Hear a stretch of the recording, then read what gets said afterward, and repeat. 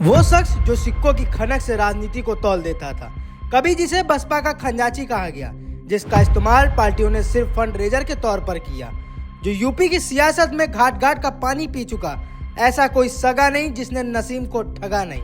नमस्कार दोस्तों, मेरा नाम कात्यायन, आप देख रहे हैं कंटाक न्यूज। नजमुद्दीन सिद्दीकी का कांग्रेस इस्तीफा उत्तर प्रदेश की राजनीति में एक साधारण घटनाक्रम नहीं, बल्कि दशकों से चली आ रही एक जटिल, बहुपर्तीय और उतार चढ़ाव भरी राजनीति यात्रा का नया अध्याय है, जिसे समझने के लिए केवल वर्तमान बयान पर नहीं, बल्कि उनके पूरे राजनीतिक जीवन, उनके फैसले, उनके संघर्षों, उनके अनुभवों और उनकी वैचारिक बेचैनी पर नजर डालनी जरूरी है। नजमुद्दीन सिद्दीकी ने जब यह कहा कि बड़े नेता मेरे घर आ रहे थे, मुझे पता चला कि अविनाश पांडे आने वाले हैं, लेकिन मैंने इस्तीफा दे दिया और अपने फैसले को वापस नहीं लूंगा, तो यह साफ हो गया कि यह कोई अचानक लिया गया निर्णय नहीं था, बल्कि लंबे समय से भीतर चल रही असाध्यता, असंतोष और राजनीतिक घुटन का परिणाम था। उन्होंने बहुत संयम के साथ यह भी कहा कि वे कांग्रेस की बुराई नहीं करेंगे, क्योंकि उनका उद्देश्य किसी पार्टी को नीचा दिखाना नहीं, बल्कि अपने राजनीतिक ईमानदारी और आत्मसम्मान को बचाए रखना है। यह बयान अपने आप में आज की आक्रामक और आरोप प्रत्यारोप वाली राजनीति से अलग दिखाई देता है, जहां पार्टी छोड़ते ही नेता तीखे हमलों पर उतर आते हैं। लेकिन नजमुद्दीन ने खुद को इससे अलग रखा और यही उनकी राजनीतिक शैली को परिभाषित करता है। नजमुद्दीन सिद्दीकी की राजनीति को समझने के लिए सबसे पहले यह जानना जरूरी है कि वे उन नेताओं में से हैं जिन्होंने उत्तर प्रदेश की राजनीति को कई दौरे से बदलते हुए देखा है।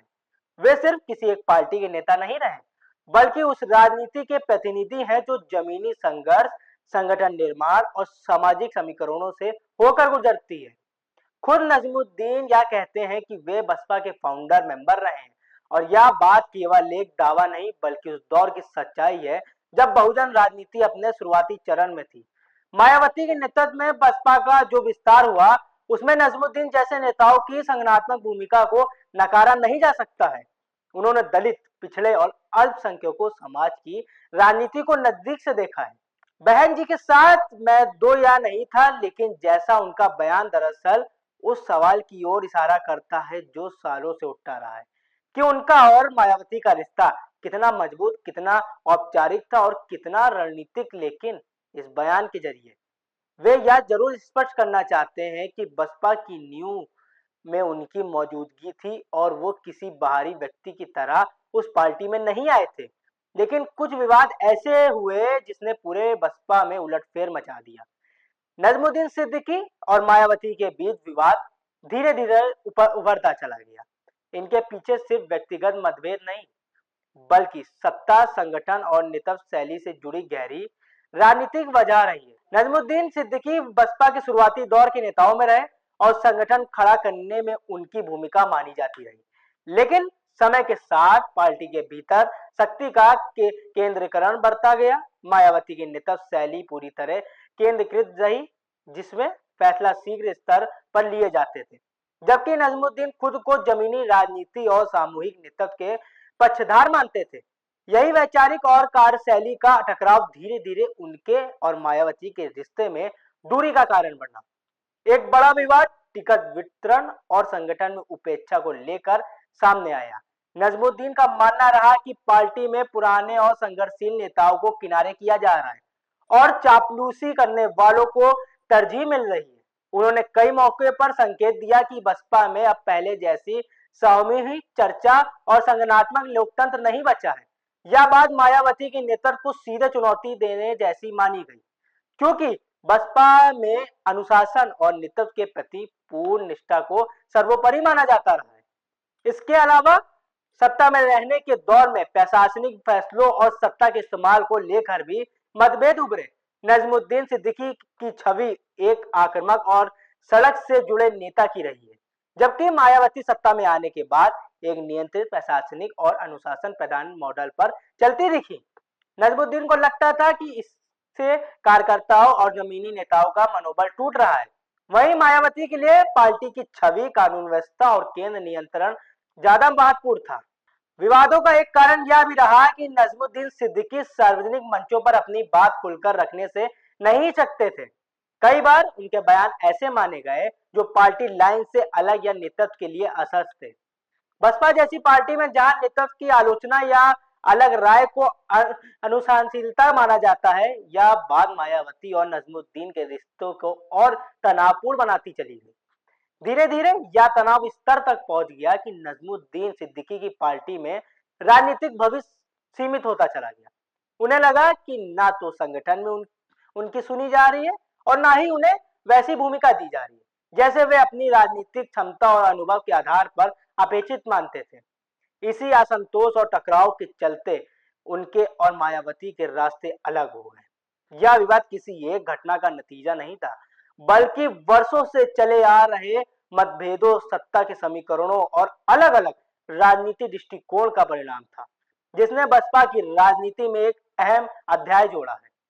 राजनीति विश्लेषक अक्सर कहते हैं कि नजमुद्दीन सिद्दीकी ने घाट घाट का पानी पिया है और यह मुहावरा उनके राजनीतिक जीवन पर पूरी तरह फिट बैठता है। उन्होंने सत्ता के करीब रहकर उसकी ताकत देखी है और सत्ता से दूर होकर उसकी क्रूरता भी महसूस की है। वे ऐसे नेता नहीं रहे जो हमेशा सत्ता के केंद्र में बने रहे, बल्कि कई बार हाशिए पर भी गए, आलोचना भी झेली और राजनीतिक अकेलेपन का सामना भी किया। इसके बावजूद वे राजनीति में टिके रहे, क्योंकि उनकी राजनीति केवल पद या सत्ता पर आधारित नहीं थी, बल्कि पहचान, अस्तित्व और सामाजिक प्रतिनिधित्व से जुड़ी थी।